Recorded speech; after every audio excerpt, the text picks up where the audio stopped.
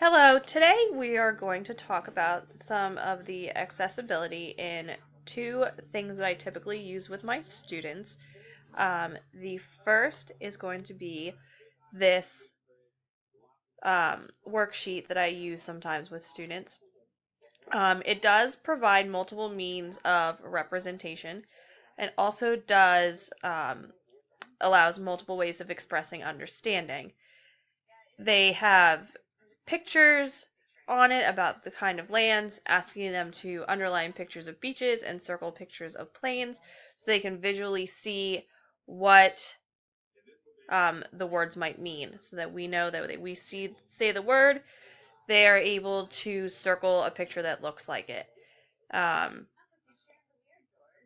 then they ask for deeper meaning, asking to tell how they knew what each one was. And it could be the plain is flat, or the beach is sandy. And then it moves down on into the use of the vocabulary, describing what each vocabulary word means, and asks them to rewrite it in the box. The words are provided in the little box above the questions. It does not allow for multiple means of engagement. Also, something else that I wish would be different about this worksheet would be that they're showing, instead of these little cartoony drawings, that it would be actual pictures of things, and if possible, that they were done in color. Um, Even have maybe a box for them to draw the various vocabulary terms. The next item I chose is actually an Active Inspire, which is what we use with our students in our classroom. It's very similar to a PowerPoint. We use it on our whiteboards. So this was one my partner and I created. We were talking about landforms again. And what went along with this PowerPoint presentation actually was a little workbook we created for the students to copy the words off the board and then draw their own picture of the various landforms. So we'll go through this quickly. We presented them with what we would like them to learn, and the essential questions of the unit. We then showed them all of the landforms together that we were working on.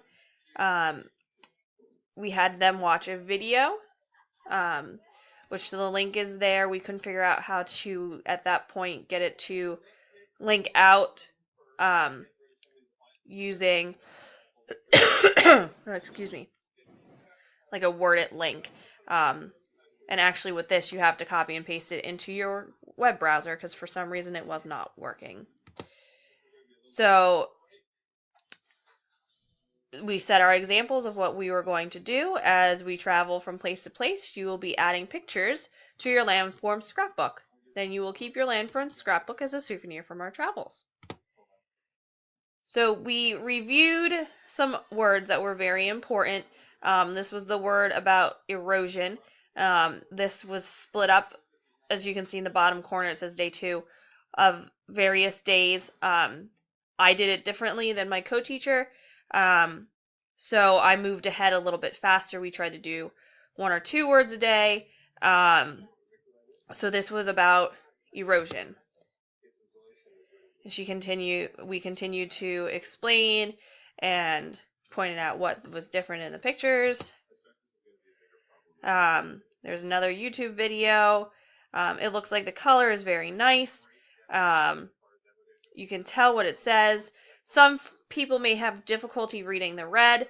I would change maybe some of the colors to something darker, but we wanted some things to stand out.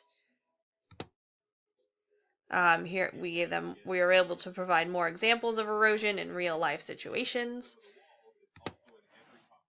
And this is the first page of our scrapbook that we did. As you can see, it says erosion, and erosion can change land. That should actually be in red. Erosion has formed the Grand Canyon. Erosion is moving water. that changes the land by carrying rocks and soil to new places. Anything in red, the students needed to copy themselves. They were given an example of what the landform may have looked like.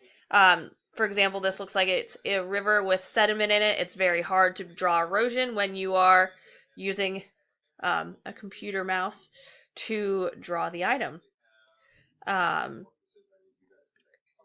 So like I said, they would copy what was in red, and the difference in colors allowed the kids to know what they needed to write in their scrapbook. This background is personally very busy, and it is difficult to see what is written on it. Going forward, I would change this to have more of a plain background and maybe have a picture of a desert in a small area. And then more examples of deserts. So here's another example of what they would write in the scrapbook. The red they would copy into their spaces, and then they would draw their own picture of a desert. So let's go back to the PowerPoint presentation.